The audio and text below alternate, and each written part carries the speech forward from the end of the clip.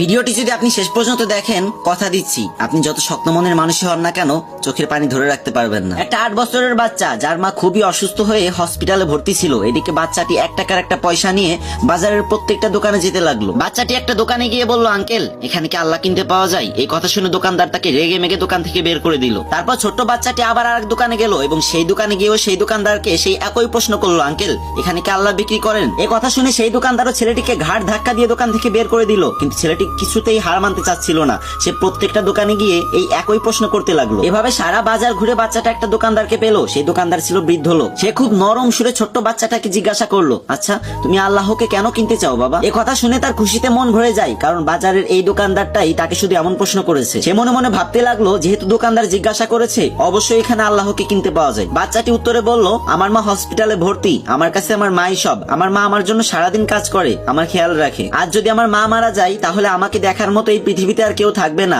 Doctor বলেছে একমাত্র আল্লাহ তাআলাই তোর মাকে বাঁচাতে পারে, তোর মার শ্বাস ফেরাতে পারে। আপনার এখানে তো নিশ্চয়ই আল্লাহকে কিনতে পাওয়া যায়, তাই না? যাকে দিয়ে আমি আমার মাকে বাঁচাবো। তখন দোকানদার বলল, হ্যাঁ অবশ্যই এখানে আল্লাহ পাওয়া যায়, কিন্তু তোমার কাছে কত টাকা আছে? তুমি আল্লাহকে কিনতে পারবে? তখন বাচ্চাটি খুশি হয়ে বলল, এই তো আমার কাছে 1 টাকা আছে। তখন দোকানদার বাচ্চাটির হাত থেকে 1 টাকার পয়সাটা নিয়ে বলল, আরে আমার এখানে তো 1 টাকা দিয়ে আল্লাহকে পাওয়া যায়। দোকানদার ছেলেটিকে 1 বোতল পানি দিয়ে বলল, এটা আল্লাহর দিয়া পবিত্র পানি, এটা তুমি তোমার মাকে খাওয়াবে, দেখবে তোমার মা একদম সুস্থ হয়ে যাবে। কিন্তু এতটুকু পানিতে যদি না হয়, তাহলে আমি পরবর্তীতে এর থেকে অনেক বেশি পানি পাঠিয়ে দেবো। আচ্ছা তুমি কি আমাকে হসপিটালের ঠিকানাটা বলতে পারবে? বাচ্চাটা খুব খুশি হয়ে হসপিটালের নাম আর ঠিকানাটা দোকানদারকে দিয়ে দিল। পরদিন বাচ্চাটির মাকে আইসিইউতে ভর্তি করা হলো। 7 দিন পরে বাচ্চাটির মা একদম সুস্থ হয়ে গেল। কিন্তু হসপিটালের বিল দেখে তার চোখে পানি চলে আসলো, কারণ এত টাকা দেওয়ার মতো সামর্থ্য সেই গরিব মায়ের ছিল না। তখন একটা স্টাফ এসে তাকে বলল, আপনি চিন্তা করবেন না, আপনার বিল তো একজন বয়স্ক লোক দিয়ে গেছে, সাথে একটা চিঠিও দিয়ে গেছে। চিঠিতে লেখা ছিল, আমাকে খুঁজে ধন্যবাদ দেওয়ার কোনো প্রয়োজন নেই, যদি ধন্যবাদ দিতেই হয় তাহলে আপনার ওই অবুঝ বাচ্চাটাকে দেন, যে কিনা 1 টাকা দিয়ে মাকে বাঁচানোর জন্য